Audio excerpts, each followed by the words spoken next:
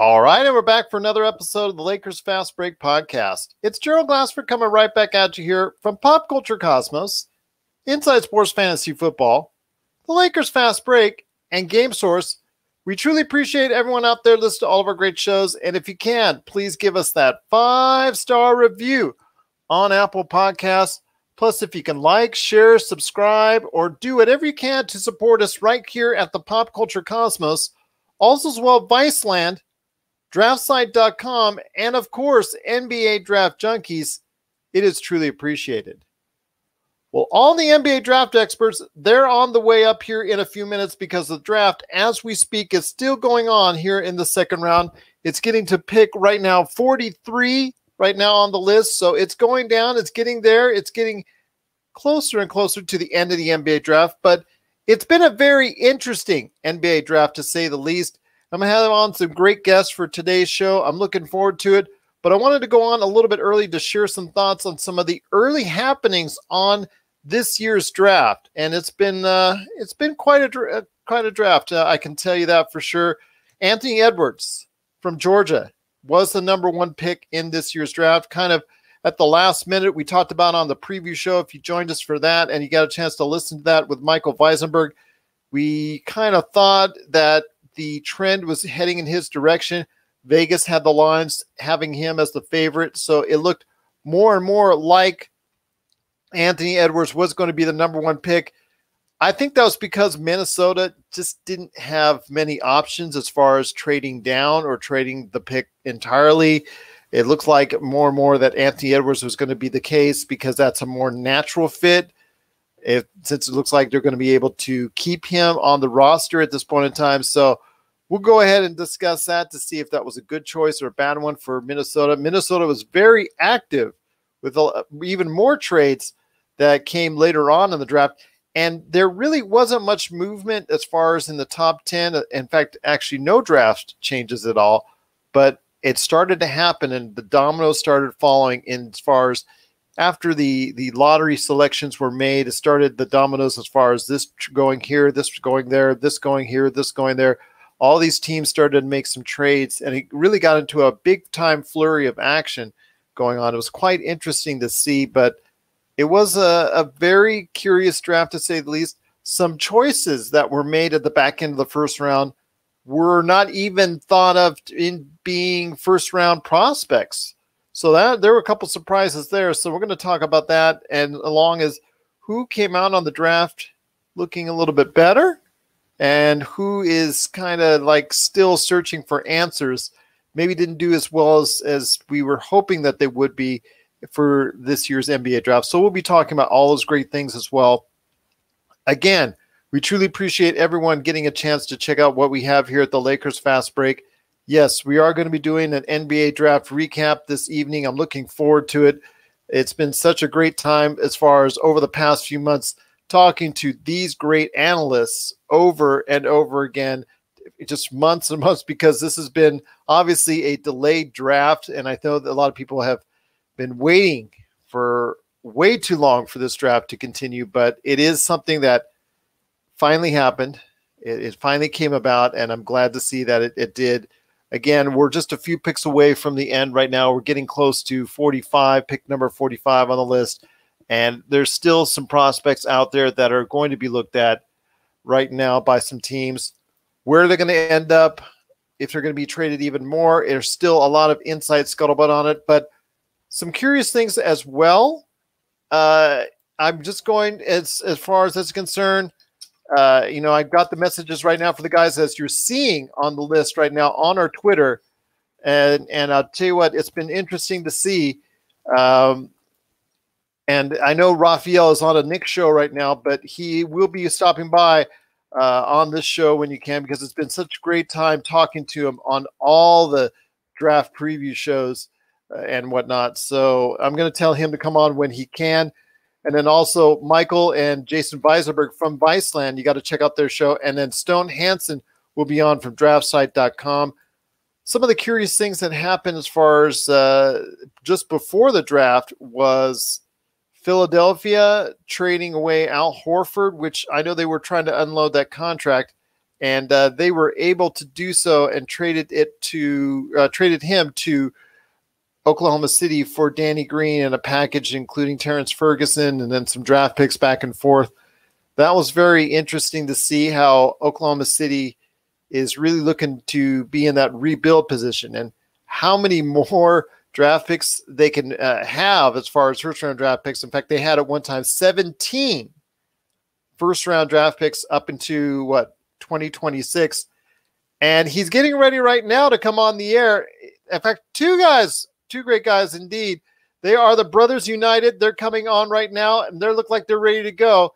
They are Jason Visenberg and Michael Visenberg. Guys, the second round is still finishing up, but I appreciate you coming on the air as we go ahead and do the draft recap. We're on as long as we need to be. So the floor is yours to go ahead and moan and groan or praise and whatnot, but there's going to be a ton of things I want to talk about for today's show. It's just great to have you here first off. And while we're at it, so we go ahead and get the plugs in early. Jason, I want to start with you first. Please tell everyone out there why they need to check out your awesome shows that you and Mikey do at Viseland.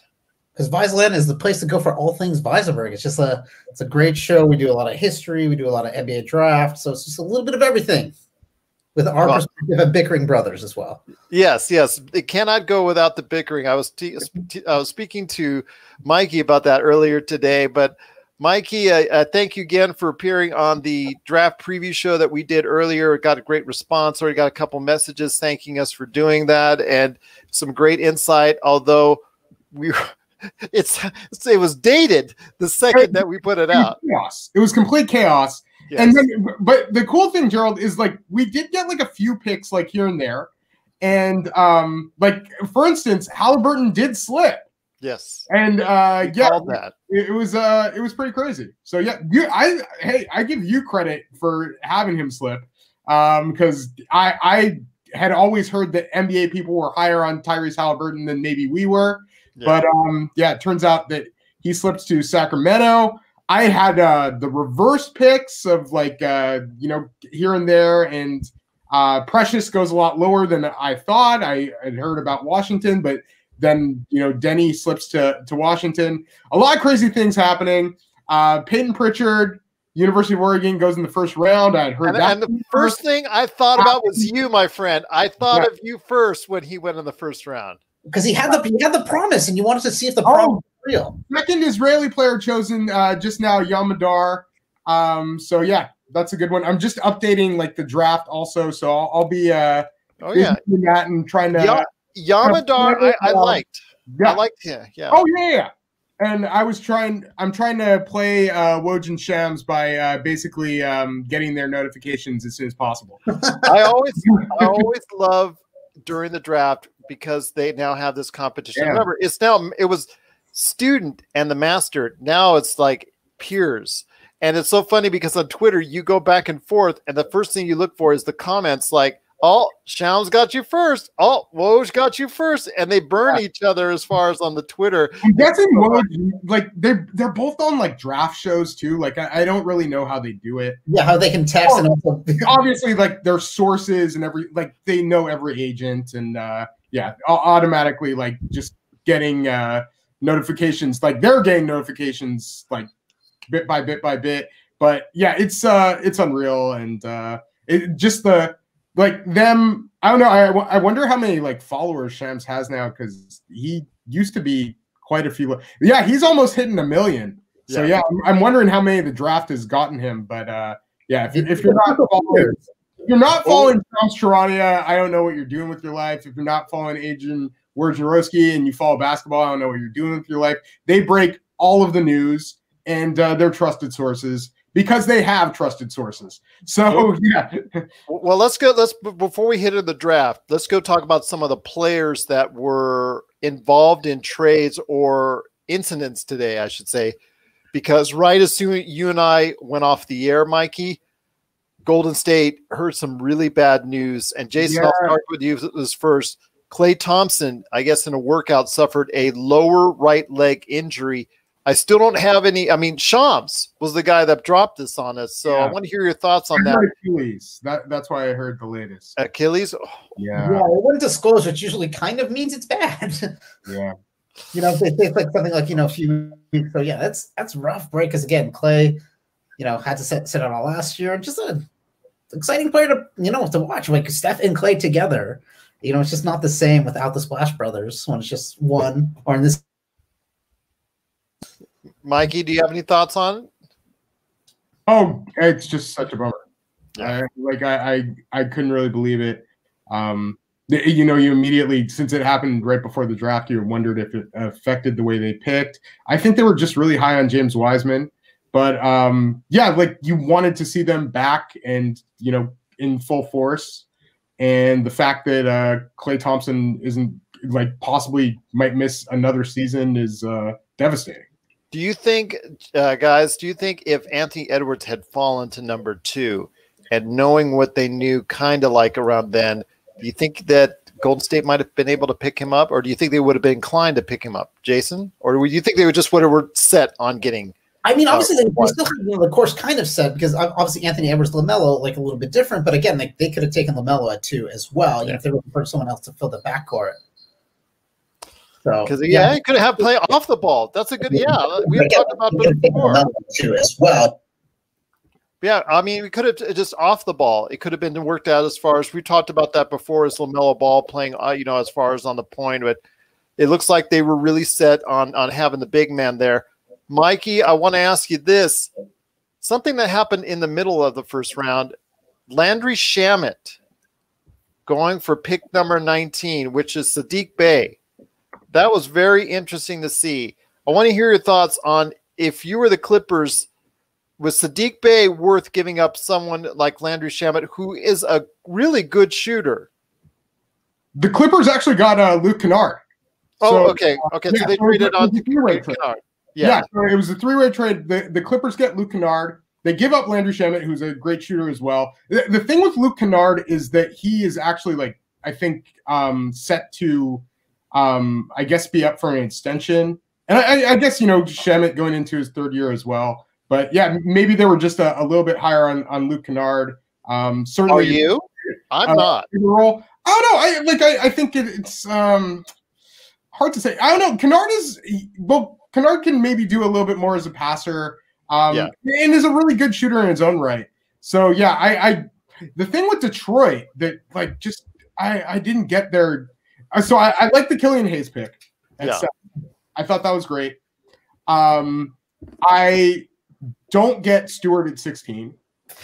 And I used to be a big Isaiah Stewart guy, but I think there are just a lot of issues for him moving to the NBA. And then Saddiq Bey also, they're 3 players who are really good, but all of them, I think you look at and just wonder about NBA athleticism. And almost it just seems like Detroit is kind of going back in time with their 3 picks. So yeah, I'm just not sure how that all fits together, and that if that really gave them the influx of talent or upside that you were kind of looking for going into this draft. It's amazing to see, though, the kind of things, because like I said, it changed. Yeah, you look like he was headed for the Clippers, and it turns into a 3-way. And like you said, Luke Kennard. It's hard to keep up because as you and I talked about, the first 10 picks, nobody seemed to want to go ahead and trade up or trade, and everybody was trying to trade down, but nobody was falling for it. But once that lottery happened, once the 14 picks are out there, man, Jason, I'll tell you what, it all went just all over the place. I mean, people are still trying to recover and figure out where everybody's going, because there was trade after trade after trade of draft pick after draft pick, and it just seemed like it was going all over the place. No, definitely a lot of, obviously, unlike years past too, it's we're drafting on behalf of the team. So, the guys have all those hats to kind of choose from there. But yeah, I think I kind of, so far like a lot of the trades. I mean, especially obviously as a Blazer fan, I love that the Blazers, took Isaiah Stewart at 16 and don't have to have him on their team and can get Robert Covington in that. So, I think it's just, Yeah, just a lot of movements just going to keep happening, especially in a short off season too. Like you really kind of have to make moves quicker. You don't have, a couple months. You don't have summer league. You don't have those kind of things. So you kind of need to, move the wheels a little quickly. Well, it looks like I'm going to have a lot of Blazers fans because when Rafael comes on, he's still working right now on the New York Knicks draft show, but he's going to be coming on here in a bit. Plus, we're going to have Stone Hansen from DraftSite.com. But I'm going to go ahead and start again to the top of the draft, and we'll start with, like I said, Anthony Edwards. You and I, Mikey, talked about how Anthony Edwards, I was trying to get you to sell me on how he was going to be as a player and not avoid those Andrew Wiggins comparisons, because to me, it screams Andrew Wiggins. Maybe a 20-point scorer on a bad team, things of that nature, but something like, I don't know. Can he be a fit that an integral piece to a playoff team? I'm just because it's just still for me. It just something's not quite there when Anthony Edwards. There's work to be done, but first off, Andrew Wiggins came in before Karl Anthony Towns, and as we've seen, Karl Anthony Towns has progressed into one of the best centers in the NBA. You have a guy like D'Angelo Russell who you kind of wonder some of the same things about. And he was, I think, the best player on a Brooklyn team that was like the 8th seed and made an all-star team. But yeah, like Anthony Edwards, like toolsy guy. And I think in a draft where you're kind of wondering about all of these unknown variables is a guy that's going to come in there and be like a scoring threat. So I understood the rationale behind Minnesota making the pick, but I have some of the same concerns that you do as well. Just to go over like the last few picks in the draft though. So we had Yamadar go to Boston. We have Nico Mannion to Golden State, Isaiah Joe to the Philadelphia 76ers, and Skylar Mays to the Atlanta Hawks. I tell you what, Nico Mannion up to Golden State at 51. Yeah, because Nico Mannion might be someone at this late in the draft might be a good player to go ahead and start really looking at focusing in on that could make a good dent in the league. I think that was a pretty good pick that late in the draft. But yeah, I heard that they had liked him, so yeah, not too surprising. But I'll tell you what, it's been very interesting to see so far all the different changes and all these players going into different places. I want to ask you this, Jason, when it comes to round one, first off, where did you see it start to go awry? I know comments were made starting around pick number 4. It started to go awry. I know Mikey and I had talked about Patrick Williams, the hot rumor, him going as high as number 4 to Chicago. I know a lot of people didn't want to believe it, but Jason, it looks like it did happen.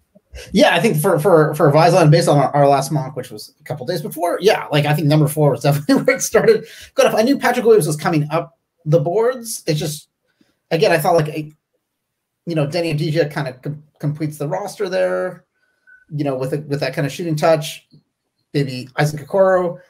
I don't know. There's a lot of interesting little things in that. Killian Hayes was falling down, but then it still ends up with Detroit. So Obi Toppin, I think we had Obi Toppin 5 in our final mock. We were kind of looking at that Cleveland spot. So yeah, I think again, this was the kind of draft where there's a lot of players that are kind of in the same tier of nobody's at that can't miss. All in a group. And I think there's a lot of good players, but I don't think there's no one right now that you can look at and say this guy stands out above and beyond. So yeah, it kind of proved itself. A lot of players within that kind of same tier.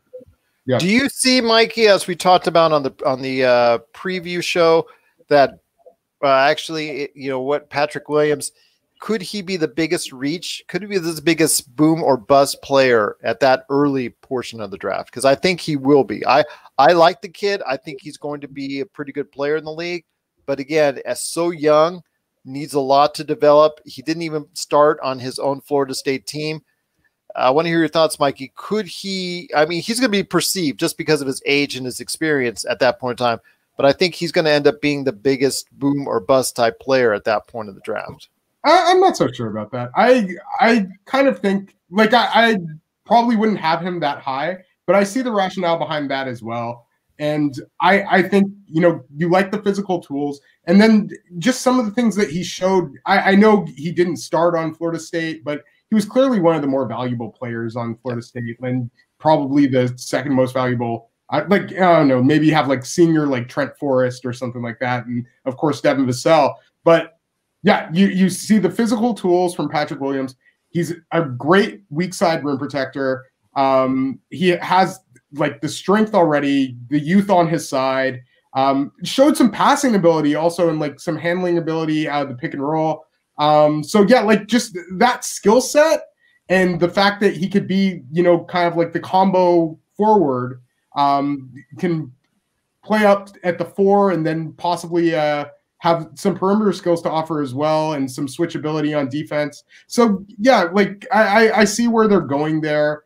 And when you aren't like really sure about all of these other options, he's even like, he didn't shoot particularly well at Florida State. Like he was, I think, like 32%, but like 80-something% from the free throw line as well. So yeah, like there's some potential there. I felt like the biggest reach was probably Jalen Smith at 10. Obviously that's going down to 10. Let's talk about something else though. The really amazing thing. Not a trade in the lottery. That's what we were talking about earlier. Yeah. I just had a feeling, my friend, when I spoke with you at the preview, that all these teams want to trade down. Yeah. Nobody really wants to give a whole lot of assets to trade up. Nobody really wanted to trade up. For sure. So yeah, there wasn't a single trade in the lottery. Like I guess the first trade would have been that 16th pick. Yeah. So yeah, it was for as much as people saw all of these teams that wanted to trade down in this draft. Yeah, like I think it kind of, like you were saying earlier, like it shows kind of the value that the NBA perceives these players have, which is not that much. And I guess the trades just probably weren't enough to take that risk and trading back. So yeah, it could, obviously even that could go either way.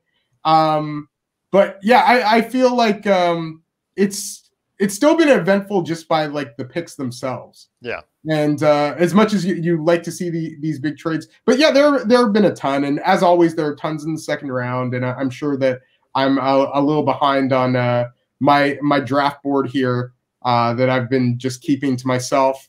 But it's like checkers. It's going all over the place. Yeah, right, I'm just trying to follow. I mean, I see Jason turning his head. I'm turning my head. We're all looking at I've got my command central right here. Yeah, something pops off. I mean, it's like, but let's not. Henry Martin Jr. to the Houston Rockets. Yeah, I want to ask you this. Oh, go ahead, Mike. Finish up. Oh, and Cassius Winston to Oklahoma City, selecting him, trading him to Washington. Oklahoma City, cracking me up. Mikey, I want you to think on real quick. When we were talking, I wanted you to think on the Bogdanovich deal for a sec, but I want to go ahead and hit Jason with this joke. We're talking. Who will draft more, or who will have more players on the roster? Will New York have more power forwards on their roster, or will New Orleans draft or have more point guards on their roster? I don't know. I feel like Oklahoma City was actually doing pretty well getting some point guards. Yeah, that's true. They're just collecting all these assets. Yeah, it's always an interesting situation. I mean, I like multi-point guard looks sometimes, and like Shea obviously is a bigger point guard, so sometimes you can pair him with somebody else. But yeah, it was the Knicks are always an interesting one on spacing and really just kind of having a balanced roster. I think that's kind of just a clinical problem of history, like of recent years. Yeah, I think nothing beats Minnesota all those years ago with the David Kahn draft of Rubio, Flynn, and it was the third point guard. Didn't they take 3 point guards that year of 2009? But they traded him. Yeah. Yes. Yeah. The fact that they won and they put the hat on him. And they still didn't pick the right point guard. No, they did not. Wiseman today, because the last time that Golden State picked after Minnesota is when they took Steph Curry. It's just so funny because and Seth Curry got traded today as well. He's playing for his father-in-law. Yes, so there you go. He got traded along with Josh Richardson, and a second-round pick went to Dallas for Seth Curry. I believe that was the deal as of now. Anyways, who knows what's going to be here when it gets finalized? But Seth Curry is 43% shooter, so that's definitely from the outside. There are a few better than he is. I want to ask you this, though, Mikey. Under the radar, during all this flurry of action, all this flurry of news, was the news by Shams, dropping another Sham bomb, was that Bogdanovich from Sacramento, who we thought was already on his way to Milwaukee, said, Yeah. Apparently not. He's actually going to go ahead into restricted free agency. So that means he's looking for a bomb-type deal to go ahead and really balance out to the point where he might be trying to price Sacramento out of it. It basically was come down to, if Milwaukee wants to get still that trade, that sign and trade, they're really going to have to up the ante. So my kudos is to Bogdanovich's agent, who actually probably coordinating all this, saying, well, wait a second, didn't you bother to ask us? Yeah. Well, yeah, that was big. And I remember people even saying, like, because free agency hasn't started yet, so they were just kind of wondering how that would work. So yeah, I understood the skepticism right off the bat, but it just on paper it looked like a pretty good. Like Sacramento gets a pretty good haul. Dante DiVincenzo was a pretty nice player for Milwaukee last year. So yeah, I thought that it seemed like legit, and then the guys who were reporting it seemed very legit. But yeah, I guess it just wasn't finalized, and they still, they either the thing Bogdan is going to do is he's going to look for sign and trade options. So that's like another thing that he's going to do. So I wouldn't say like Milwaukee's completely off the table, but I think he could possibly be looking for maybe like better deals, and why not see what's out there and see what you like just for yourself. As much as it, like on paper, that team looked pretty nice because you have a shooter like Bogdan there, and he's not just a shooter. Like he can do a little bit more than that. He's like a legit good player, and it just seemed like it fit really well with Milwaukee. But yeah, if he's into something else or into getting more money, I completely understand that. Jason, go for it. Yeah, you can't follow. I mean, I think he commands some value, and restricted free agency is probably the best option for him to try to go somewhere better out of Sacramento, and maybe just to a situation that he likes. I mean, obviously there's something there. Maybe he didn't want to be in Milwaukee. Yeah. One of the things that we that you mentioned real briefly, Mikey, and I'm going to send this to Jason, is at number 10, Jalen Smith going to Phoenix, shoring up what they think is possibly some needs in the backcourt, the front court. And I wanted to ask you this because they now have Chris Paul in place. They're trying to go ahead and make a playoff push.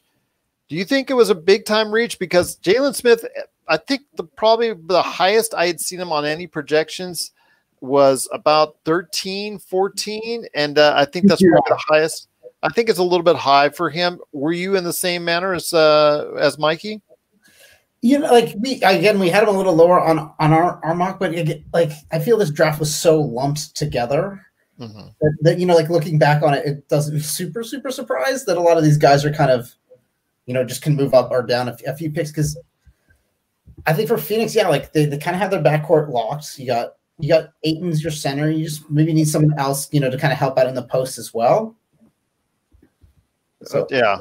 And plus, he can stretch it though.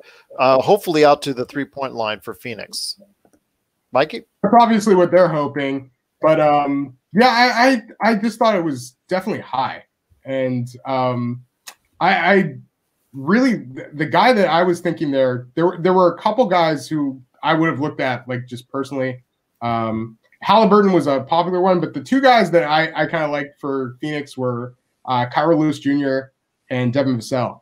And I was just a little surprised that they left those guys on the board and went with Jalen Smith. Yeah, I'm just trying to look at their roster for next year.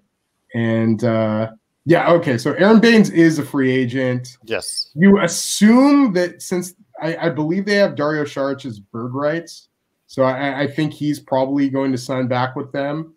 But yeah, like I know that I guess the kind of vision for Jalen Smith is that he's a power forward.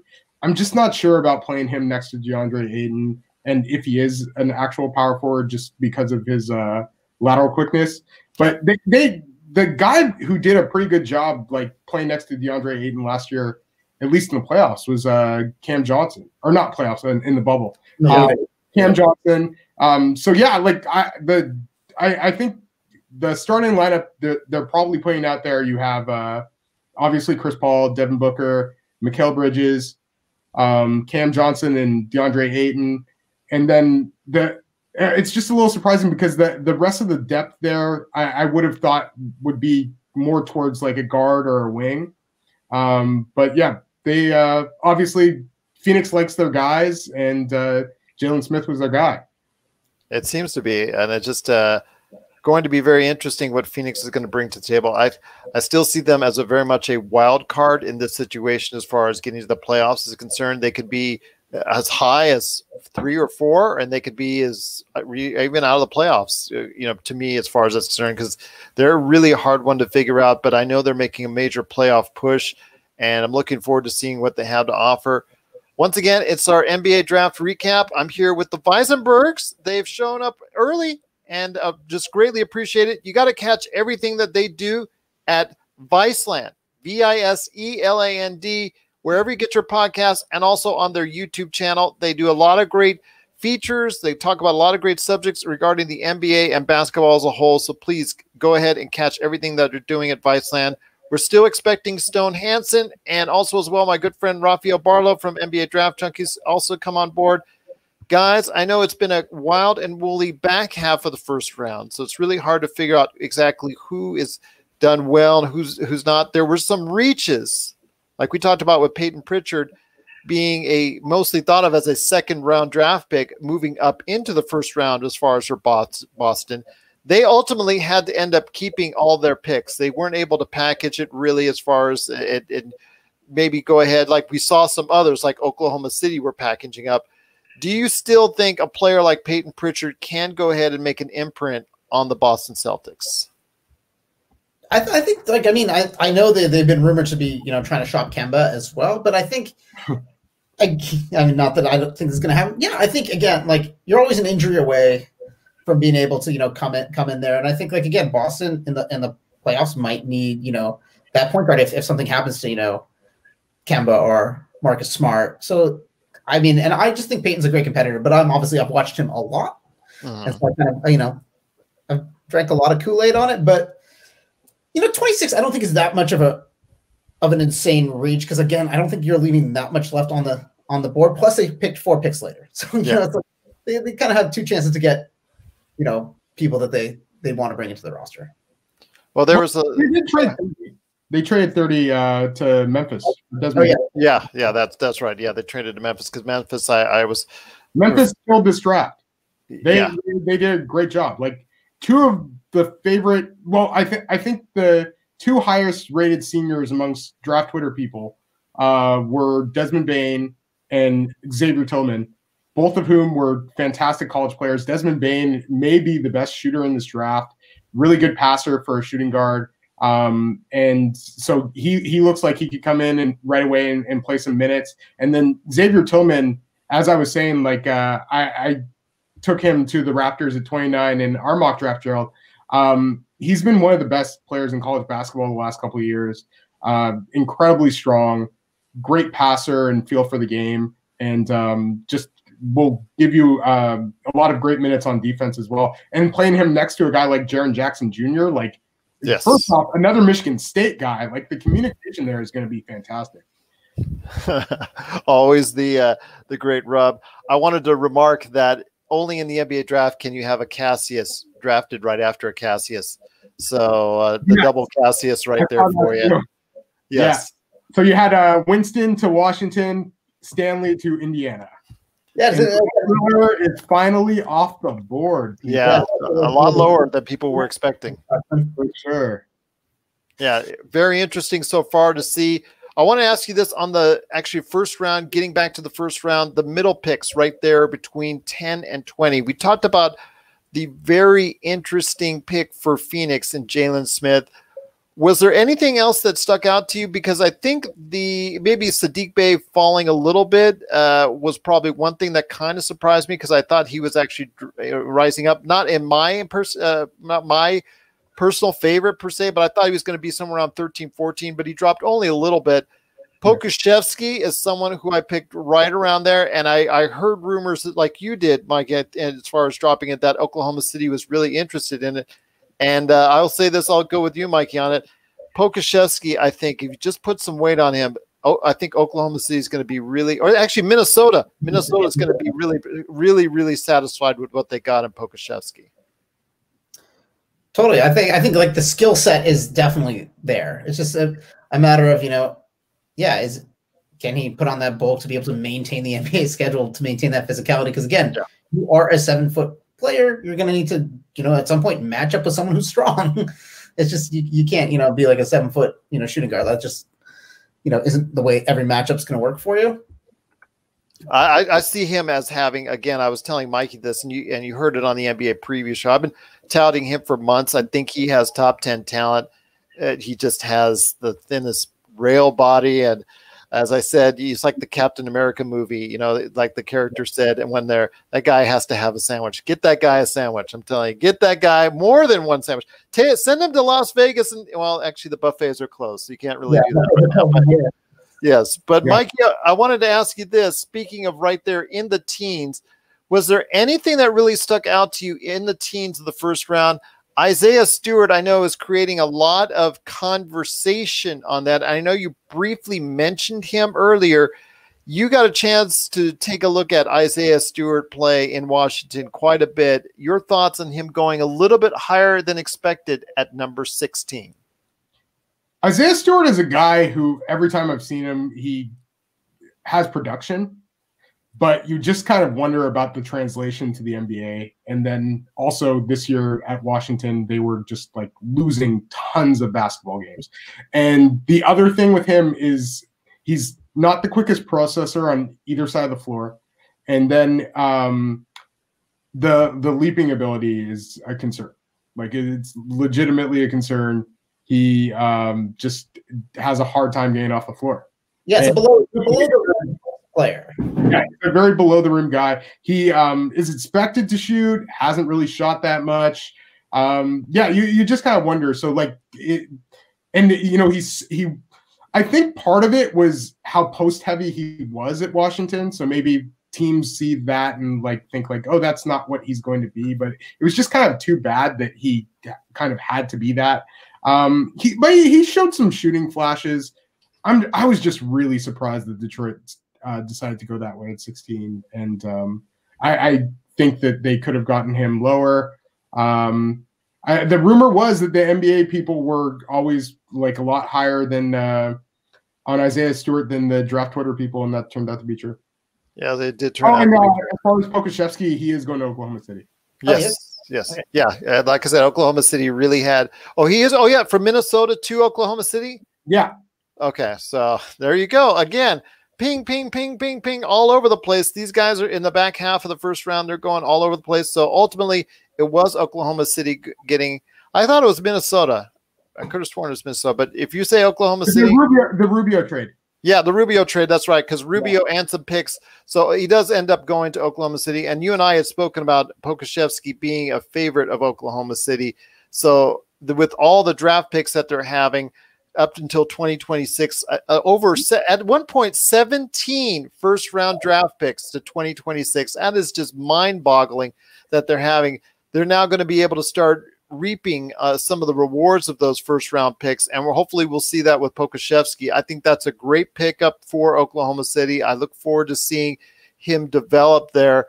But I wanted to ask you this, Jason. I wanted to ask you, Cole Anthony, who had been at this time last year one of the most favored individuals in the draft, one of the top picks, people thinking that he might go as high as number 1 at one time before he, stepped on the floor at North Carolina. Did not have the kind of season at North Carolina I think a lot of people were expecting.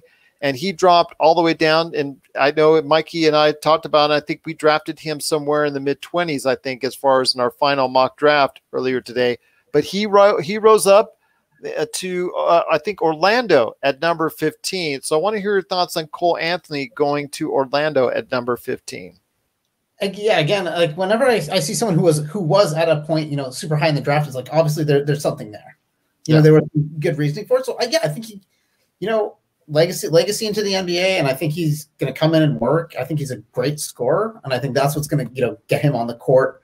So maybe he finds that off the bench scoring role, a little bit at first.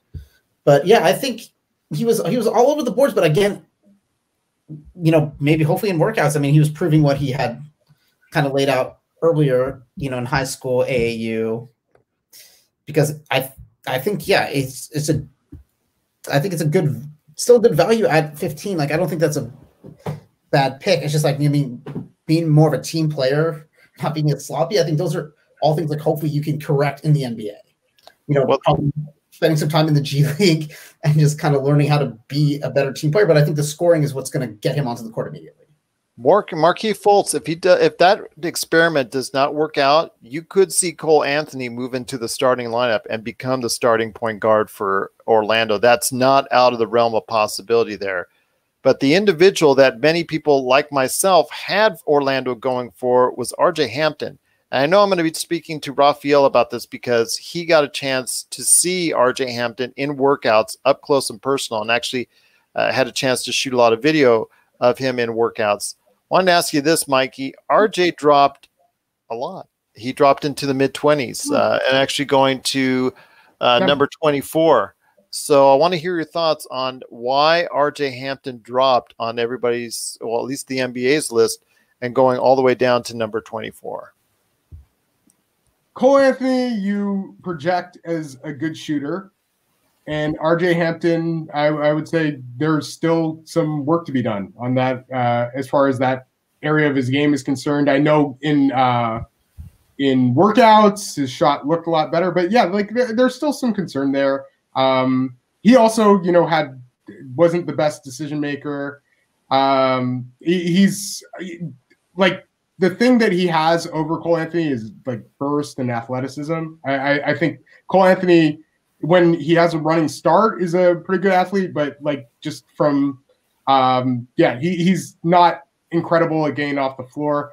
RJ is quite good at getting off the floor and quite good just in terms of putting a guy on his hip, but he also had some finishing issues too that Cole Anthony had as well. So yeah, I feel like Cole Anthony was a more proven scorer, more bankable as a shooting prospect. RJ has the physical tools on Cole and the athleticism, but I like the Orlando Cole Anthony pick, and I think that Cole Anthony and Markelle Fultz can play together. Like Markelle Fultz having the ability of a point guard, but not being able to shoot. Like I think you have a guy like Cole Anthony playing next to him. That's a pretty good look, because I think the one thing that you can really bank on with Cole Anthony is the pull-up shooting and the spot-up shooting. It's so funny because I'm seeing Sham saying that Victor Oladipo on Twitter was welcoming Cassius Stanley to Indiana. He might not even be there come the beginning of the season in Indiana, but it's just kind of funny that is. I wanted to ask you this, Jason. And Stone, he's here, the legend himself, Stone Hansen from DraftSite.com. Hey, how's it going? What's up, Stone? Right. I'll get to you in a sec, Stone. I wanted to ask Jason real quick.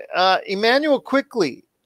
When I made my mock draft in 1.0 and 2.0, I was really seriously considering sneaking him into the first round, but kind of got talked out of it at that point in time.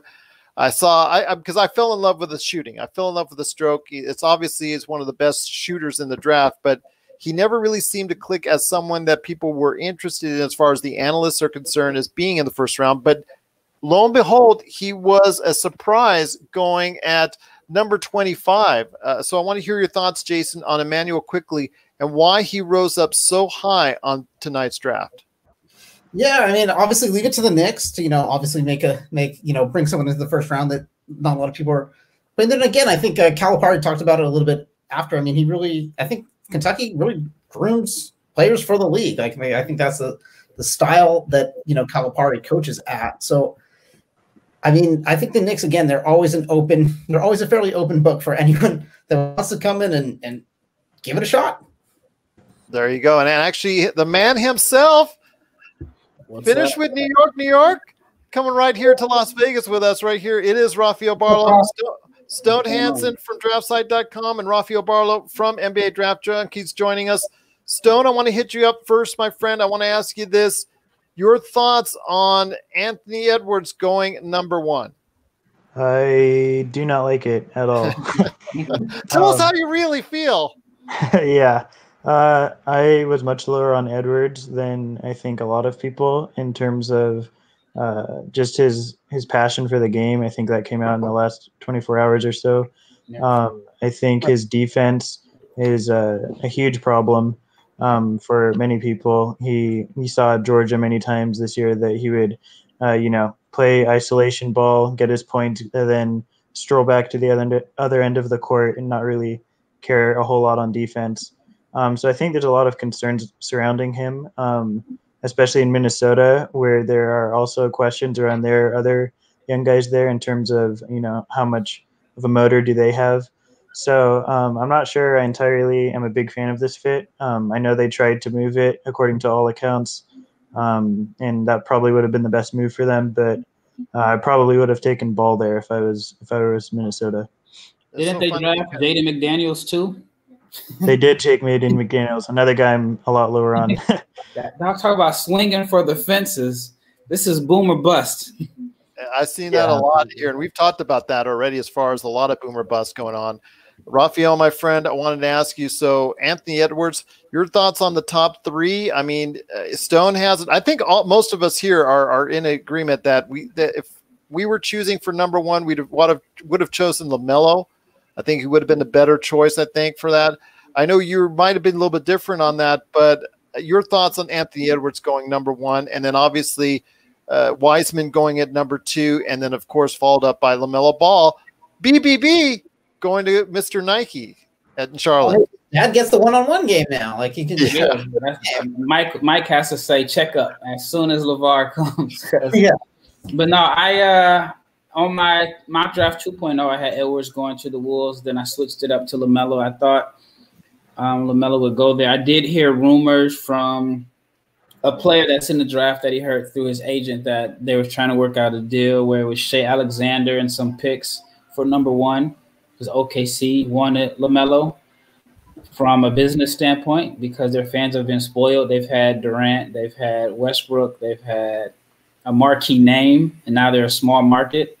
And there looks like it's going to be a long rebuild without a marquee name. So unless Shea Alexander is going to sell a lot of tickets there, or the fans are locked in for a while, it may be a struggle with the Thunder. So, but I think Pokashevsky, man, Pokashevsky.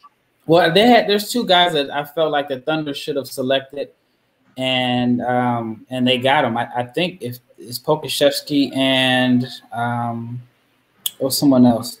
I mean, so many trades going on. I can't remember who stayed where. But I think Edwards is the better fit. What's that? I have a pretty up to date stuff. If you're okay, who's the Thunder's? Who are their picks? So the ones that I have for the Thunder, I have Poku and Teo Maledon. Okay, but I thought he went to Philly. No, Philly actually traded him to Oklahoma City, and then Vic Krejci. Yeah, okay, that was the guy. Because Krejci is not going to play. Yeah, that rate is good value too. Yeah, but no, I thought Edwards was the best fit. He's a better fit with the Wolves, but I just think like him and Jaden McDaniels are 2 guys that I felt like were just off of pure talent. At least 2 of the top 5, they both had question marks. McDaniels has more question marks, but I don't know. I mean, I guess it's Minnesota. I'd much rather have those 2 guys in Minnesota than a city like Los Angeles or Atlanta or Miami. So maybe by they're not having a lot of stuff to do there, they'll be able to focus on basketball. But I just see those two guys as guys. You put a lot of money in their pockets. The question marks that you have about them become intensified. Oh, that they do, my friend. Indeed. I want to ask you this, Jason and Mikey. We went over, as far as in the top 10, some of the interesting choices that were there. Was there anything, Stone, that you saw in the top 10? And I'll get to the Viseland guys next here after that. Stone, I want to ask you, is there anything interesting in the top 10 as far as from an eye-opening standpoint that, like, ooh, I didn't expect that to happen? I think there's a couple things. Obviously, the big one I think is Jalen Smith. I think he was a late riser that a lot of people knew he was going to go somewhere in the teens. I wasn't expecting all the way up to 10, but we saw what Phoenix did with Cam Johnson last year. So it's not too much of a shock that they kind of went off the board with that. I'm not really sure how I like the fit with Ayton in terms of value. I think it's way too high for him. And then Denny Avdia falling that far, or Avdia. I never know how to pronounce it. You would think I know by now. But, I think you're fine. Yeah. But I think that late at number 9 is great value for him, especially next to Hachimura, who I'm not too high on. I think Denny covers a lot of his defensive lapses. They're very switchable guys at 3 and 4. Even though I'm not too high on Hachimura, I think that they do fit well together. We'll see how that plays out. Very interesting. And Rafael, I wanted to go ahead with the Visenbergs first. Jason, wanted to ask you this real quick. When it comes to you said it first. You're actually almost a carbon copy, both you and Mikey, to what Stone just said about Jalen Smith at number 10. I want to ask you this. Right before that, we had a very interesting pick, in my opinion, was Obi Toppin to the Knicks. Do you think that was more marketing standpoint, or do you think that's the man that they wanted all along? I mean, they're saying that there was the man that they wanted along, but when you have a team filled with power forwards, is that really the best choice?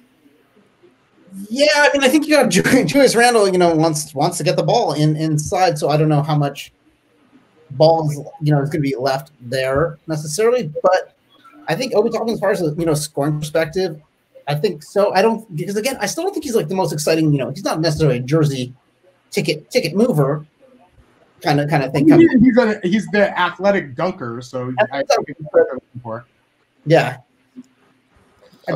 Well, it's going to be very interesting to see how that plays out. They're going to have to move some of those power forwards up there, and then obviously clear out whatever it is as far as the excess and point guard. And just trying to figure out all this is crazy. We made the joke earlier, who's going to collect more players? Is it going to be New York collecting more power forwards or New Orleans collecting more point guards? But they did trade one or two off. So I wanted to ask you this, Mikey, and I'll get back to Rafael next on that, is when it comes to what we're seeing with Killian Hayes, and I know you and I talked about on the preview show how much we were in tune with Killian Hayes, especially Rafael, and you talked about basketball Twitter, just basically just hyping this guy up. Do you think Detroit in that first 10 picks got the biggest steal? I think they really got a great deal in Killian Hayes. I think they got tremendous value there. Yeah, absolutely. I just think Detroit's a team that just needed talent, and I was giving props to guys like Raf, and just saying how all of these guys were super high on Killian Hayes. The word was that he was going to fall to maybe the second half of the lottery, possibly even out of the lottery. But I think Detroit made the right move there. Just to add on to there are a few things that have been addressed that I just wanted to talk about. First off, with Oklahoma City, I just think they're going into like that full rebuild mode. Oh yeah, I think Shea is already just a really good piece in itself, and like I saw that you had mentioned that, Rafael, and like I just thought that was maybe like too much to give up for LaMelo, even with selling jerseys and everything like that, because they're in such a good position to add guys in the next couple of drafts if you're going through that rebuilding process. So that's kind of, I'm thinking towards the future for Oklahoma City, and I think that's what they're doing as well. As far as Obi Toppin, it wouldn't have been the guy that I would have taken either, but I think that was the guy that they had liked. It seems like everything with New York seems to be about like agents and like, connections. So I wouldn't be surprised if that was part of the reason Obi was selected by them. But they're obviously going to do something with that front court. Like people are getting shipped out. They have New York to. is going through the rebuild, and then like Julius is on the last year of his deal. Like they signed all those guys to short-term deals, so I think they're going to do a lot of like reconstruction on that roster. And I have a feeling Obi's going to get a chance to play right away, just with all the moves that New York I feel is likely to make. You can't have 7 odd-fitting power forwards, 7 odd-fitting point guards, and Mitchell Robinson saying, "What's going on here?" So if that's you want to play him at small forward, that's a giant mistake. Well, Julius has been playing point guard in all the pickup games here in Dallas. Oh But you know what Julius usually does? Yeah. Exactly. But Rafael, you did Julius was Lamar Odom, right? Like, you know, that was his thing. There you go. Yeah. There you go. Great analogy right there for you. But you had really enlightened me and a lot of others to Killian Hayes, and you deserve a lot of props for that. Was there anything that really stuck out to you within those first 10 picks, or maybe even the lottery as a whole? I mean, we talked about Jalen Smith being a little bit of a reach. We also talked before about Patrick Williams, and he was fast riser. I know for me, originally he was like in that 7-8 range. He did go a little bit higher ultimately than what we expected, even though today on the preview show I picked him 4th. I think that was only because I heard that much buzz. Is he going to be a reach? We're not sure, but your thoughts on the lottery picks, was there anything that really stood out to you? Yeah, Patrick Williams stood out to me. But there were a couple guys who you kept reading the rumors about that they're rising. And one was true, one was false. The Patrick Williams one, I did not believe it at all. And I was totally wrong on that. I think he's Marvin Williams. Oh, damn. Marvin Williams came off the bench at the Williams family. Yeah. And Marvin Williams could have played 20 years if he wanted to as a rotation. He had a long career. Yeah, he had a long career. Just being your Marvin Williams is not a slight at all, in my opinion. Yeah, but Marvin Williams was number 2. I guess the fact that he was taking over Chris Paul and Darren Williams is what people will remember him for. But, Patrick Williams at number 4 was high for me. But I did not believe the rumors of Halliburton. You know, remember they were saying, oh, he might go top 2 or top 3. Then you saw the Warriors loved Avdia. I think Halliburton ended up in a good situation. I think if he would have went to like Detroit or New York, his flaws would have been exposed. But you put him in Sacramento where he can play, you know, he can be their backup point guard, but he can also play with Fox. I think that's a good situation for him. Toppin, I knew that was going to happen. That was kind of like the prediction I had on my second mock draft. But I thought that Cleveland was going to take him and bait New York into giving up something because everybody knew that New York was going to take him. I mean, Leon Rose's son is like one of his agents. And with the Knicks picks, I mean, they had 2 picks, Emmanuel Quickley and Obi Toppin, Kentucky, CAA. They're keeping it in the family there. Jalen Smith was a shocker. I thought I had him higher than anybody else, but I had him going to New Orleans just based off of fit. Phoenix, very interesting. I mean, I guess they drafted a backup big man in the lottery. Do you think, or you don't think he could play with DeAndre Ayton on the same time? I mean, I don't think you could close with both of them together. I think that, I mean, teams go small in late games anyway. So, and I think if you play both of them together, they both might want to shoot jump shots as opposed to scoring around the basket. So, Stone, I want to ask you this.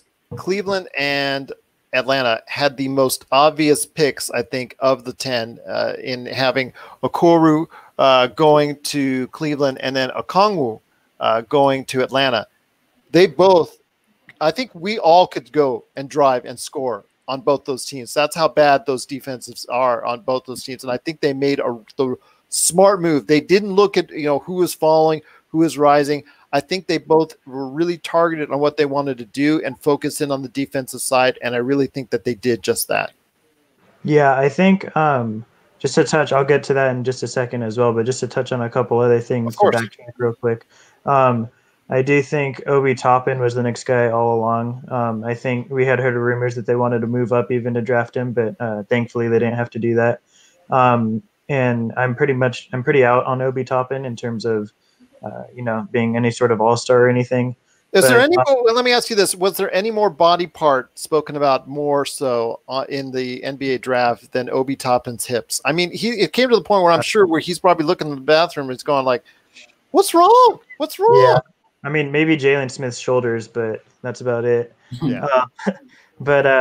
Yeah. So, and then also, I think completely. Oh yeah, the Thunder drafting Pokashevsky. That is a huge gamble and a very good one, I think, for them.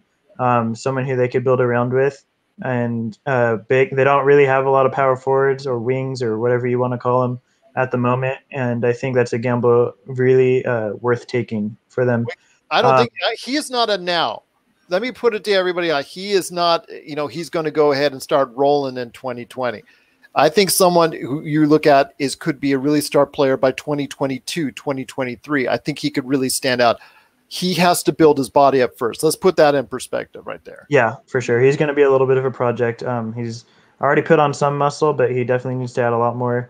And then in terms of Patrick Williams, the Pistons absolutely made the right pick at number 7 with Killian Hayes.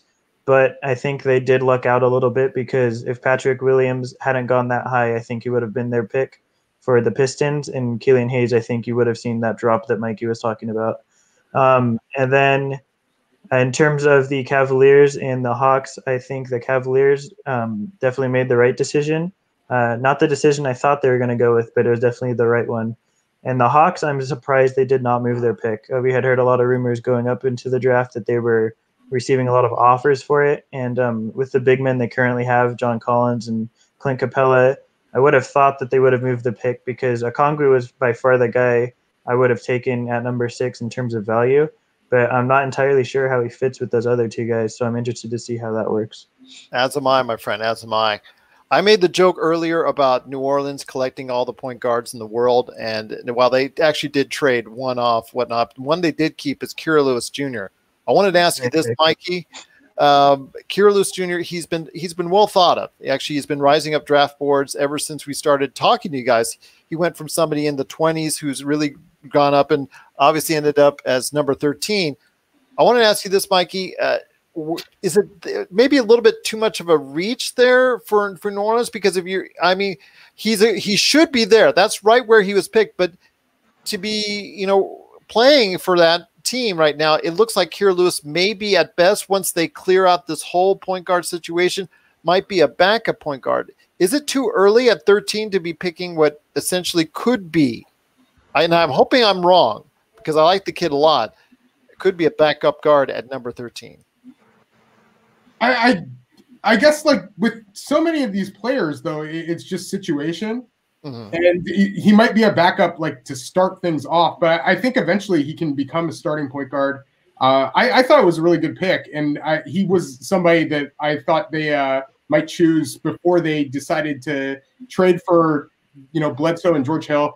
I have a feeling that at least one of those guys is going somewhere else. And then as far as if you're like qualifying like Lonzo as a point guard and so many of their other guys, it just seems like they're kind of multi-positional.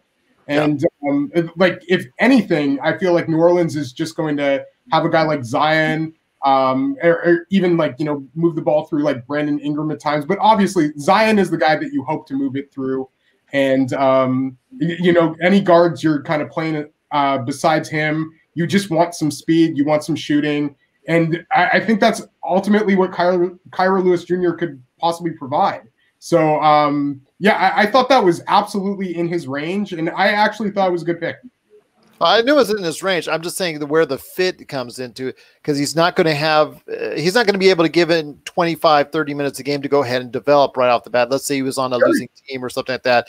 He's going to be a little bit of a log jam right there. Plus, with all the players that they have already, they do need, like you said, to clear out some space. Jason, I want to ask you this. Just to get to that point, very few 13th picks would be able to come in and play like 25 minutes. So, yeah, I'm not very surprised there. Okay. Well, fair enough. No, actually, that's a good point as well. I wanted to ask you this on Precious Achiuwa, who's been all over the map, and I've even actually seen Stone ping-ponging him all over the place as far as in his draftsite.com draft reports. He went from middle of first round, higher in the first round on some people's drafts. I know you had him on the edge of the second round, I think, at some point, Stone. Was that correct? Oh, yeah. I've had him, I think the highest I had him was like 14th, and I think the lowest I've had him was like 36. So he's been everywhere in between. Exactly. So I want to hear your thoughts, Jason. He went to Miami, and I was thinking that they were going to shore up the guards because they were going to possibly lose not one but two guards. It's interesting that they chose Achiuwa, but obviously he brings a nice defensive mindset to their already defensive-minded team.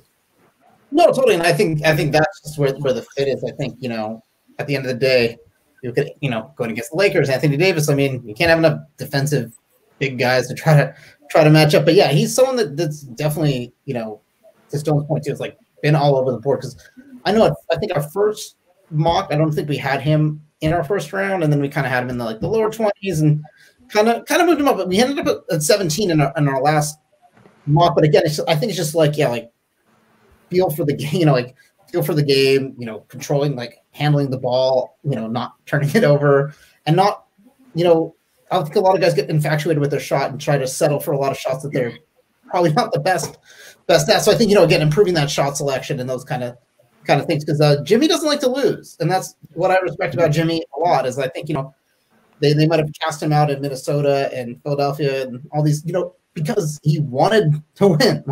He was the one that was in the right there. So I think, again, to back up or kind of, spell Bam in certain situations, or especially if Bam gets hurt, which is terrible, just having a big body that can come out. And I think you can never kind of have enough of that. And especially later in the first round, I think that's totally fine to kind of have that pick of that kind of player. There you go. One of the things I wanted to ask, actually, Rafael, I'm going to ask you real quick on someone you're familiar with, RJ Hampton, but I wanted to get to Stone first. One of the things I wanted to ask you was Tyrese Maxey for you, Stone. We're not quite sure where he falls as far as point guard-ish, shooting guard-ish, and we that slot for Philadelphia had been talked about. If Philadelphia keeps that pick, they had talked about going and getting someone that could, fill out that and help that point guard need, maybe, or at least a better shooter per se for point guard. And we talked about earlier on the show Seth Curry providing some of that shooting that Philadelphia just got. What do you think about Tyrese Maxey going at that slot at number 21, if I'm not mistaken? I think it was one of the biggest, if not the biggest, steal of the draft, actually. Maxey going that far down, I think, was a real steal. I think I had him in 12th on my board, but just in terms of the fit, I know they got Danny Green now. They have Terrence Ferguson. They have a lot of wing players now, Seth Curry. But Maxey is a strong perimeter defender, so he kind of replaces Richardson in terms of that role.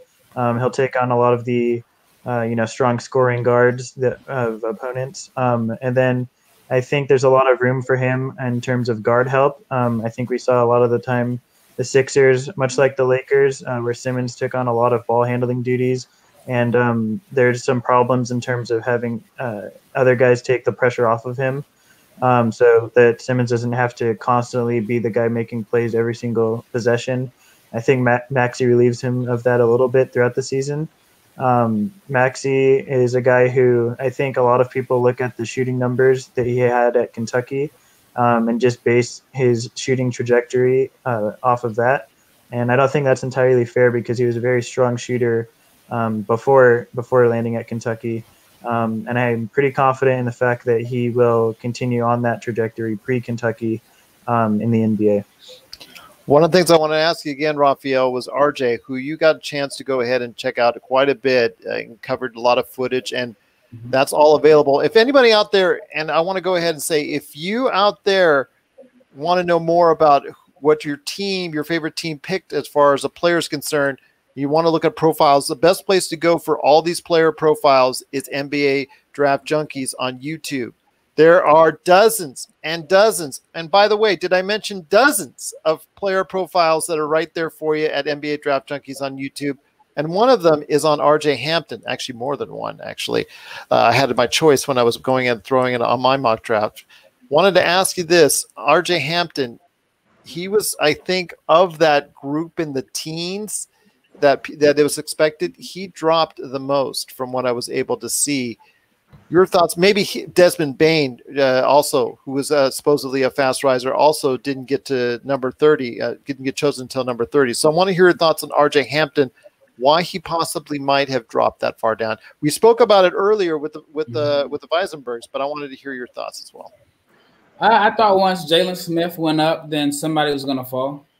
It's just how the cookie crumbles. I think Denver is actually a good fit for him. I feel like that's probably the best fit for him, simply because if you have Jokic on your team, he's your de facto point guard, and you don't have to have the responsibilities of distributing and running a team.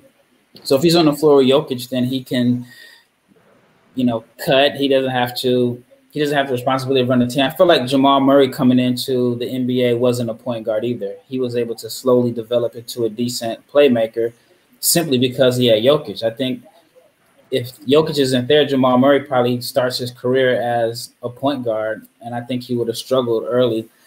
But as far as him falling, I think, like I said, I think the Jalen Smith pick kind of led to a free fall.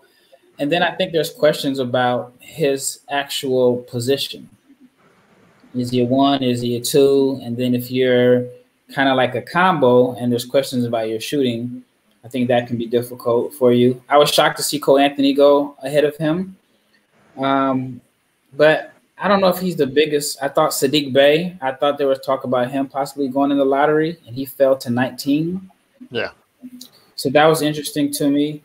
Maxey went about where I thought he would go. And Baines. So I guess those were and Nico Mannion. I mean, some people had him as a first-round grade, and he fell all the way. Yeah. He dropped really hard. Yeah. I think that was the trouble, though, with this class is there's just so many guards that you're going to see some guards just drop because it was so oversaturated positionally. Yeah. You got to remember. But you got to remember, in Denver, they have that great shooting guard, Bol. You can't forget about that right there for you. There you go, Bol. You got to love Bol. I think his future is bright. I think it is, but I personally got a lot of love for the guy. That goes back to actually last year's draft when he was actually felt sorry for the kid because he dropped so far down. But I think he does have a lot of talent, and obviously RJ going into a great situation, like I said, like you said, in Denver. So that's something to look forward to. But before we go ahead and hear your winners and losers on the draft, I want to hear the second round choices because that's something, or even late first round, if there's anything that really stuck out to you. So, Jason, I want to ask you this. Is there anything in the late first round or second round that really stuck out to you? I mean, point out any inconsistencies or any just really steals or just big disappointments that you have with the rest of the draft. Honestly, kind of like Malachi Flynn going on the Raptors because obviously Fred VanVleet is probably on the the way out to get paid somewhere. So I think like he's going to get his, and I think it's well deserved. I think Fred VanVleet's been super crucial for the Raptors. I think Malachi Flynn is going to hopefully kind of fill some of those minutes at least, and I think that's a great opportunity for him, especially Kyle Lowry's getting in his latter years, and Toronto's going to see a little bit of shift as well. Marcus Holes, getting up there and is transitioning to Pascal Siakam and his team. But yeah, I think Malachi Flynn's an interesting pick on the Raps. I really was kind of digging that. Or anything else in the second round that you saw as well? Because like I said, that's the edge of the first round. Anything in the second round that you saw that you kind of liked or you kind of were disappointed in seeing? Nothing like at this point of my life, like I feel like the second round is kind of like if you get something that's great, if not, you didn't put too much in there. I honestly like Vernon Carey, going at the front of the second round because again, he's someone that's he lost a lot of weight and he can prove himself as a good starting center in the league, and he was someone out of the recruiting cycle that was if this was 2 years ago, we're talking like the top of the draft.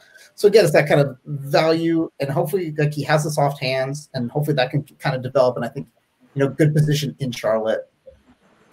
Mikey, did you have any thoughts on as far as either the late first round or early second, round, or even the second round as a whole? Anything that really stuck out to you? I know Azubuike moving up at the last minute also to sneak into the first round was kind of a surprise for me, just because the fact that he's, his free throw shooting is just not there. And, he's a rim runner. And did I mention he's a rim runner? And that's pretty much all you're going to get right now, because he's got a lot of holes in this game. But is there anything else that stuck out to you either in late first round or the second round? Well, Udoka is also like a massive human being and was one of the finishers in college basketball. So I think that's kind of like they're just looking from a physical perspective. And the other, like his lateral quickness is terrible. And obviously like the shooting is not something you're ever going to bank on. But he is a really good vertical athlete, like surprisingly good. The combine numbers were a complete lie, and they like added like 3.5, 4 inches to his vertical because he botched his standing reach. But I wasn't too surprised that he went there. I think, as I said, I think Memphis absolutely killed it with their 2 picks. I love the Desmond Bain 30, and then trading up a little bit to get Xavier Tillman. And they actually, sorry, real quick, I just saw they signed Killian Tilly as well. Oh, God, man. They're crushing it. They're crushing it. I saw Chicago signed Devin Dotson, and it was kind of surprising that he went undrafted. I just want to give a few other second-round picks that I kind of dug. And I like Isaiah Joe at 49. I had heard that there was a time where he was linked to Philadelphia, but it was possibly even as high as like 21 or 4. I saw 24. And then I like Cassius Winston to Washington. I just think that's a nice move. I know that was always somebody that Rafael was pretty high on at the end of the first round. Yep. And just obviously one of the most established shooters in the draft as well. Grant Riller to Charlotte at 56, I think is an absolute steal. And I wouldn't be surprised at all if he eventually gets some rotation minutes there and is a nice scoring threat off of the bench. And I even like Paul Reed to Philadelphia. He was a guy I thought would go a little bit higher as a big guy. You just kind of bank on that energy, that rebounding ability. And then I know the shot isn't aesthetically pleasing, but at least, showed some ability there, and, worth a gamble. It's funny because he's one of John Hollinger's favorites as far as the numbers concerned. Yeah. I've seen him very beloved by him and spoke out quite Stocks frequently. Yeah. He's a big stocks guy, big rebounding guy. Yeah. And the steals and rebounding tend to translate. Mr. PER himself. You'll forgive me if I'm going ahead and going right down exactly. I'm going to improve my vertical leap right now as we speak by 3 or 4 inches as well. I just want to make sure to note that to you for next year's draft. But there you go. Stone, I got my eye on you, Gerald. Okay, very good, very good. Stone, I want to ask you this. Did you see anything in the late first round, second round that just really spoke out to you? I mean, obviously, like Mikey said, Memphis, I think, got some really good draft choices. I think they really, really did well. I think they've got a bright future for shoring up a lot of the things that they needed to shore up on. But did you see anything in the late first round and also the second round, anywhere you want as far as what you're seeing, maybe some things that stuck out to you in a positive or a negative way? Yeah, there's actually a lot that I liked and disliked in the second round. So I'll just kind of go through a few quickly because I don't want to take all of them up for Rafael. But Jalen Harris was someone. I know Mikey mentioned Malachi Flynn in the first round. Jalen Harris going that late in the second round, I think, is another solid guard for them to take. Someone that can easily play rotational minutes off the bat, I think. Just pairing those two together in their developmental system is something I really like. Also, the Celtics taking Yam Madar that far, number 47. I think it was even a more solid pick than them taking Peyton Pritchard at 26. I'm more of a Madar fan than Pritchard, and I think that they should have.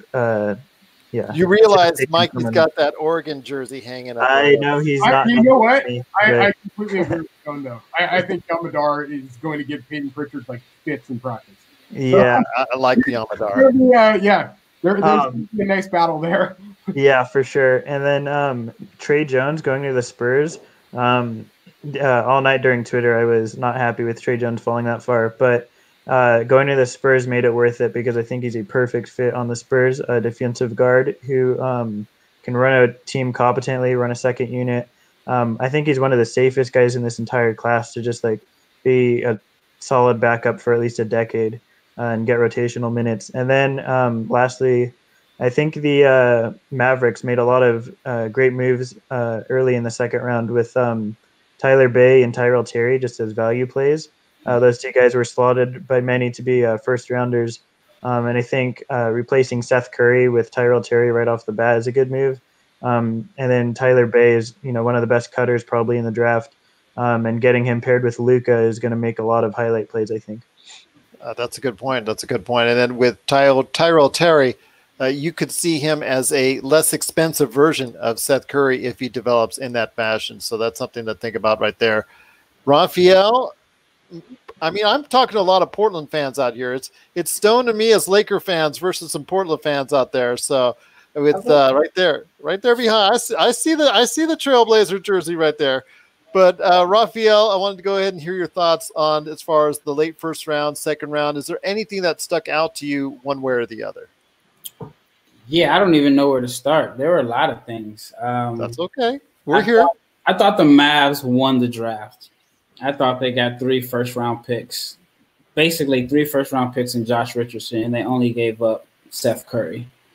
So I thought that was a win for them. I thought Philly, they went from having too many bigs and no guards to now they have a logjam of guards and wings. As far as the selections, let's see, where do we start? Paul Reed falling that far, that was a shocker to me. I had Vernon Carey going right where he went at 32. I'm still just trying to catch up on all the trades. It's figuring out who landed where. But I thought Oturu, he's going to end up in LA, right, with the Clippers? Yeah, the Clippers. So I think that's a good pick because they needed some size there. Grizzlies had a good draft. Oh, Saban Lee going at number 38 to the Pistons. That was probably the biggest shocker to me in the second round as far as guys being drafted. I knew that Troy Weaver was going to take some hyper athletic guard.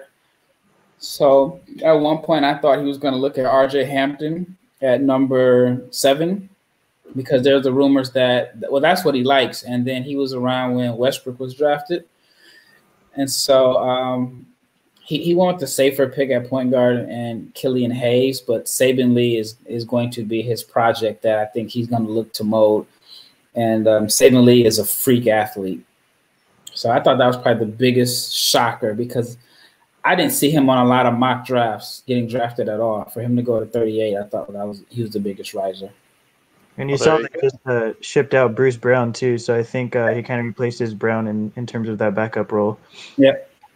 And hopefully that will work out because Detroit needs a lot of help. They need a lot of help.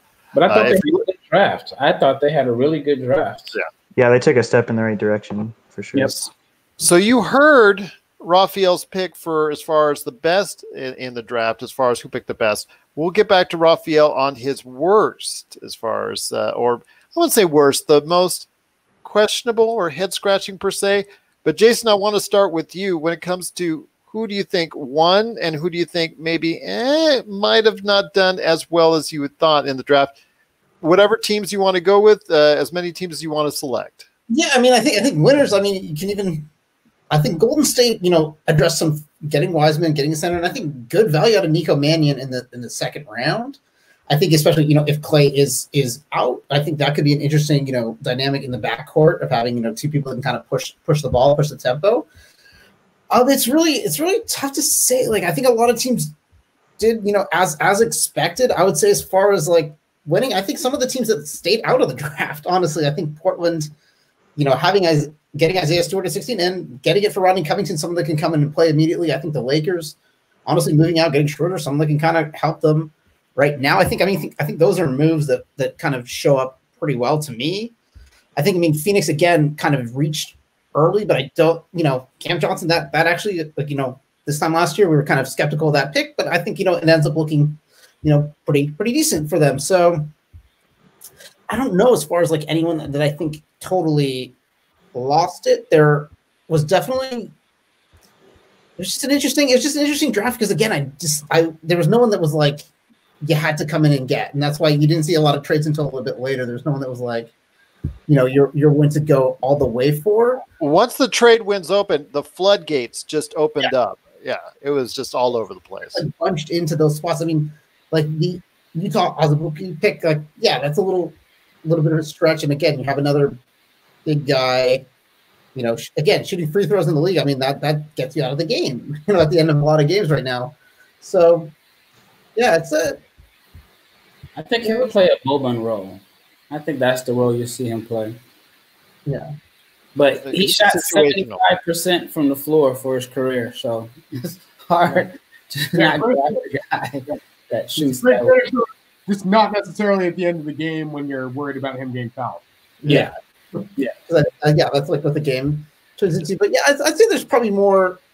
I think with this draft, I don't think there was that much at stake as far as like people willing to risk. So I don't think there's too much loss. I think a lot of teams that end up getting something for them. I mean, I think again the Knicks, with Obi Toppin, like we'll see how that plays out. But again, still a really good player. I mean, they drafted Balmero, which obviously people like, but then they traded him. So I mean, there's those questions there that could come back in a few years where we'll look back and be like, why was that trade? Why was that trade made? And I mean, you can say the same thing for Pokusevski as well. Drafted, traded, and then maybe that makes that team look a little worse in a couple of years. Mikey, what are your thoughts? I want to hear your thoughts on who won and who you think maybe. I'm sorry? We're going with winners in this. Yeah, winners and teams that you think maybe didn't also not do so. Cover both? All right. Yeah. I've got 4 teams that I want to address as guys that I felt won. Rafael, I think, nailed on the head with Dallas. I think they did a great job. Charlotte. First off, you get LaMelo, who is the most talented player in the class. Love Riller at 56. I'm not out on Carey at 32. I thought they maybe could have gone with like Xavier Tillman, but Carey to me is still somebody who's just so talented offensively, and I think they probably just need a push there. And you're getting like a backup big at 32. Like that's not the end of the world, especially when he has that kind of upside as an offensive player. And I'm still not out on him as like being able to stretch the floor either. He's always been like really good with shooting and footwork there. Then San Antonio, as Stone said, I love the Vassell pick at 11. I thought that was just a good value pick. And then they got the good value with Trey Jones in the second round. And Memphis. I think Memphis crushed this draft. They took probably the 2 best seniors in the draft, and guys who I think can immediately come in and give them some good minutes. And then hearing that they signed Killian Tilly, like that's just absurd. Shout out to Jackson Hoy. Shout out to Sonny Alawalia. Shout out to Ricky Strika. Shout out to a lot of people at Memphis right now. There you go. Those some great thoughts indeed. Stone, you've had some great insights so far on this show, and as all of these guys. So I want to hear your thoughts on the winners and maybe a head scratcher every now and then. Yeah, I actually would love to do another podcast with you because I have a lot of thoughts on this draft, but we don't have all the time in the world. Well, we'll schedule something. We'll go ahead and get that. Sounds good. I think not just because I'm a Laker fan, but I know you'll enjoy me saying this as well. I think the Celtics lost big time in this draft. I think taking Aaron Nesmith at 14 was not good value at all. I know many have him that high in terms of their big boards and mock drafts, but I think a specialty shooter, it's just not something they really need. And I'm not really sure I understand the fit there in terms of like what they were thinking. I think I already touched on Peyton Pritchard. I think that's and Azubuike, both those guys that late or that early, I should say, but late in the first round. I really don't understand taking them that high. I know both those guys were risers heading into the draft, and both were expected to go, early second, maybe late first. But I think that's again, there's so many other guys that would rather have that in that range, and taking those guys there is just really questionable to me. And then the fact that they had the 30th pick and could have taken Desmond Bain, possibly the steal of the draft, and then they traded it away, is again like another just really weird decision to me. It's like the one pick that would have been great for them, and they ended up trading it. But age strikes again. I did like Yam Madar though. In terms of people that won, I think Mike already mentioned the Grizzlies, right? And Rafael with the Mavericks. Those two teams, I think, just slayed it the entire draft. I think the Thunder actually did pretty well. I'm not entirely sure that the Ricky Rubio trade in terms of value was the best route for them to go, but I think Pokashevsky and Maladon and at where they got them is pretty solid value. I think that the Pistons, I really love the Killian Hayes pick there. I actually didn't have a lot of faith in the Pistons that they would make that pick, but that is a pick that I really, really wanted to see heading into this draft, and I'm very excited that they did. And then lastly, someone that I don't think a lot of people are talking about is Cole Anthony to the Magic. That's a pick that probably my favorite pick of the draft, if I'm being honest. I just love the fit there. I think Anthony is a better shooter, obviously, than he showed at UNC this year. The athleticism just fits right in with everything that they're doing there with Aaron Gordon, Jonathan Isaac, who hopefully will come back near the end of this season, maybe not. And I just love that fit. They need a lead guard handler or a lead ball handler that's a guard. Someone to go alongside Fultz, and I think those two are pretty interchangeable, and they can play together. So I'm really happy with what they did there at 15. Well, there you go, right there. That's some great insight. I know that's something that I was talking about earlier and saying that Cole Anthony, if the Fultz experiment doesn't work to fruition, then you can slot Cole Anthony in there as the starting point guard. Distributing, just basically the passer. Maybe he needs to work on that issue, the playmaking. But like you said, someone who can find the basket and score. I think that's a good situation right there for a team that sorely needs something on offense. So I agree with you there on that end. Rafael, we talked about your winners, but there has to be at least one team, or maybe two or three, that made moves that had your head scratching. So I want to hear your thoughts on that. I thought Boston lost. They had 3 first-round picks, and I felt like, for example, Dallas had a better draft, and they entered the draft with only 1 first-round pick. And I thought Peyton Pritchard was a reach. I thought, I just wasn't a fan of their draft. And then I thought maybe I thought when Atlanta selected Okongwu, I thought there was some type of deal that was going to come up with Okongwu going to Boston. And then Atlanta getting like their 14th pick, or thought maybe even Gordon Hayward would be in the deal. But as of now, I don't know what Boston is thinking. I felt like they should have been able to move up, but they didn't. So I didn't think they had a good draft. Well, it's so funny because you shouldn't be talking too much out there about restricted free agents, because look what happened in Milwaukee. We all thought Bogdanovich was going there.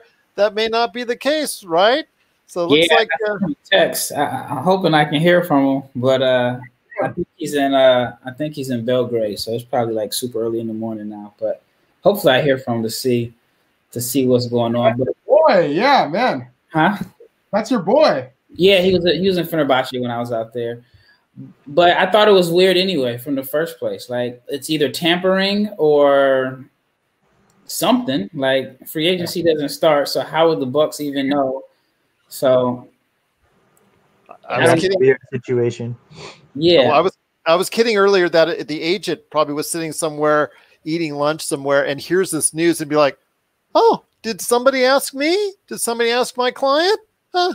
What's up with that?" Because it's just like you said. Is it tampering, or is it something where they really reached out to him? Because you said he's in Belgrade right now. Is that correct? Yeah. So I know he's overseas. So yeah, I mean, it's not exactly the easiest person to get a hold of, but maybe it's just like under the assumption, Theo. I don't know. Maybe they did contact. I don't know how that worked out, but it's actually kind of blown apart a little bit. And we'll see if it gets repaired here in the coming days because free agency is coming around the corner. But you can't negotiate. I mean, that's literally like, you know, the Knicks saying we've made a leak in that they've made a max offer sheet to Brandon Ingram. Like, you can't literally, you can't do that. So somebody's probably going to get fired for leaking the information or dropping the ball. It's weird. That'd be so funny if the Lakers are reunited once again with Randall and Ingram in New York. That would be just so funny, just to have them then right back there where it all started. In any ways, this Laker lineage is just going on first in Washington, then New Orleans, and now it's maybe possibly even New York. Oh my gosh, just Lakers all over the place. Stone, what are we gonna do, man? What are we gonna do? We like a player and he goes right after. So if it brings us championships, I'm not mad. There you go. Same here. Same here. I mean, I'm not gonna cry at all for the early start to the season because you know what? I'll take that 17th banner indeed. But all these teams they laid themselves out on the line tonight. It's been a crazy night. A lot of different choices, a lot of things that went on that had us going, wow, had us going, woo, and had us going, eow. But I'll tell you what, it's been a great time indeed. And from an emotional standpoint for me, these guys right here that I've basically reached out to, and these were the first guys right here that said, you know what, we will come on your show and talk the NBA draft. As Rafael likes to kid me, it was actually took 2 years before that happened, but because he never saw the message in the first place, because I sent one 2 years ago, and then 2 years later, I just said, throw one out again, and look what happened. But you guys have been stuck with me ever since, but on an emotional, really, truly cannot say thank you enough to each and every one of you for going ahead and being part of the Lakers Fast Break and doing all the things that you do as far as covering the NBA draft and being, showing everyone out there the insight that you do. But before we head on out, it is major plug time. So we want to go ahead and get the shameless plugs in there for you. I'll start off with the Visenbergs. Go ahead, Jason or Mikey, go ahead and tell people where you're at, how to get a hold of you, and what show and what channel would I want to go ahead and watch on the NBA draft? You know, I'm at Jay Visenberg. He is at NBA Draft Mikey V. You like us both? We're at Viseland. You can catch us on YouTube and anywhere podcasts can be found. If you can listen to it, we will be there. Oh, that's awesome. And I'll make sure we get there. Well, will you be fighting like brothers? Always. I don't think it's possible not to. Okay. Because I've seen your episodes. You fight like Laker Tom and I do on our shows. So that's something that's there right there. So if you like fights, but we all don't get paid like Stephen A. Smith, but you like fights anyways on basketball, go ahead and check out Viseland on YouTube. But again, great insight, a lot of great stories. They cover a lot of awesome NBA topics, so please look out for it. It's Viseland, Viseland. Don't put the C in there. It will take you on a different road. What were you saying, Jason? I'll tell you about that other one. Just click on ours. It's very easy, Yeah. Okay. Well, you'll be starting looking at like the dark side of pro wrestling. You'll be looking at all these weird news stories, things of that nature if you type in the C. So, like I said, Viseland.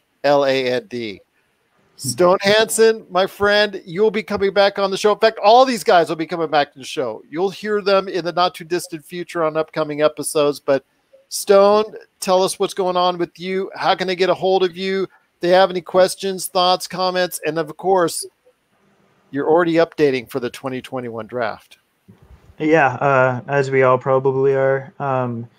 So you can find I update the mock drafts continuously on draftsite.com. I'll be entering the 2021 and 2022 guys for those classes, hopefully within the next week or two, now that we've already finished up with 2020. All my 2020 draft day grades will be on my Twitter. You can find it at report_court. I'll post all my grades for how I think every team did. Hopefully I'll be back to talk with you about it as well. Any of my work, you can just find it at report_court on Twitter. Well, there you go. And certainly last but not least, that sound you heard in the middle part of the United States was a big sigh of relief that the 2020 NBA draft is now over, because all the time that this man has put into his work, he needs to take a break. But will he get one? That's up to him. He'll just go back on a bike ride once again. So it is my good friend, Mr. Rafael Barlowe. And before we head on out, tell everybody what you're up to. Dash Radio, Run the Floor, is that coming back? And also everything that you're doing with NBA Draft Junkies. Yeah, NBA Draft Junkies. I got maybe 1 or 2 more videos I'll probably do for this draft class to wrap it up, and I'll be done. I think that puts me at over 150 videos for this class. I'm tired. I don't know why I decided to make a stupid second round mock draft. I saw it though, and I saw it at the end. You're like, oh, thank God it's done. It took me 8 hours to make that video because I had to I decided to try to upgrade, and I made a graphic for every player, every team. Then, just kind of trying to memorize editing. I'll never do that again. At least I went to the last minute. But I hadn't seen a full second round mock. And I want to do a draft grade, recap. Part of me wants to do it tonight. But then part of me is like, get some sleep. I'll take a few days off, but I want to do 2021. I'm just ready to look at some new guys. I haven't even watched any 2021s yet.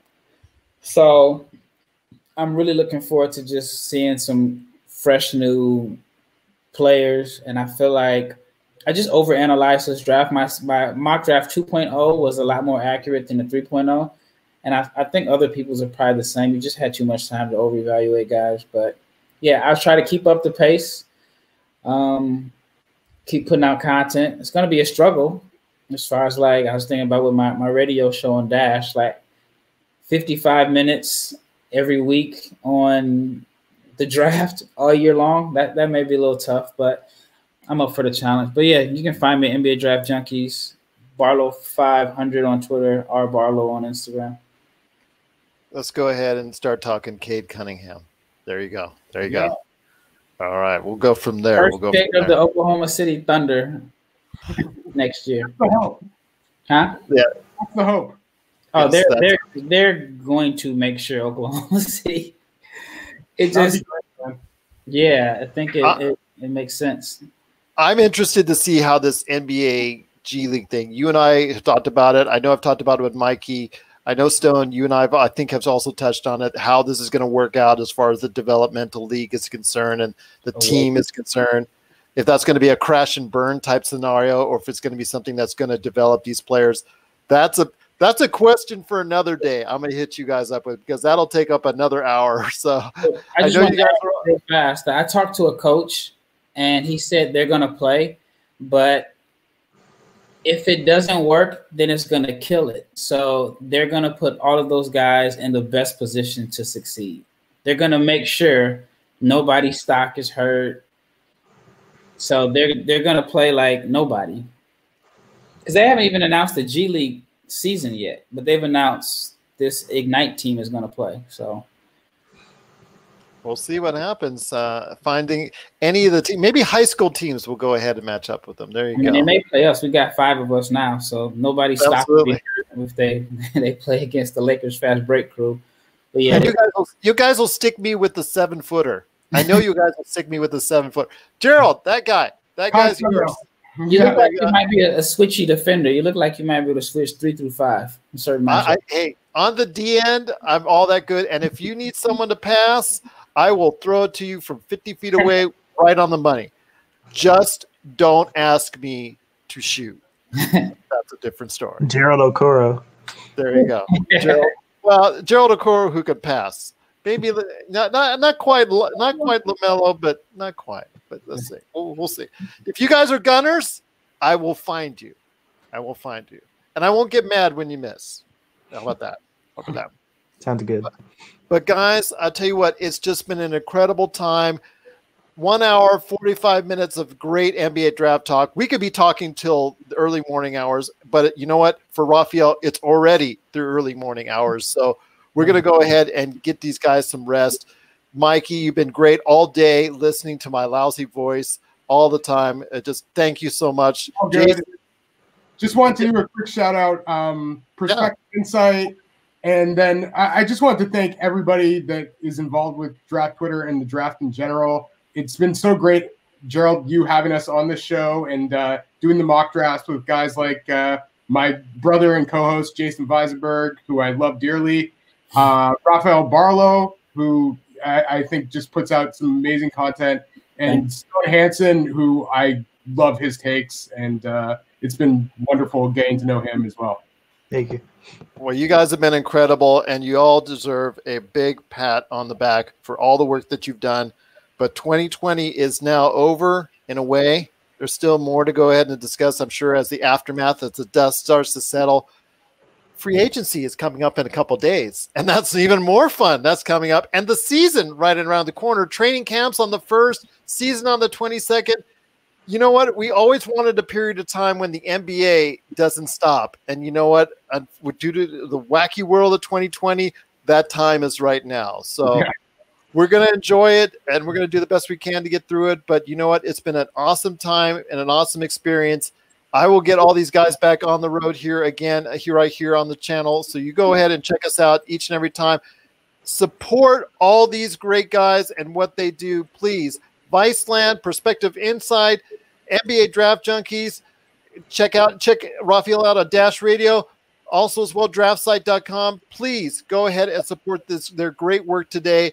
And I cannot thank enough these guys so much for being on the show and listening to us and just basically out there. If you want to go ahead and give you a props as well, thank you so much for watching, and thank you so much for listening to us right here at the Lakers Fast Break Podcast.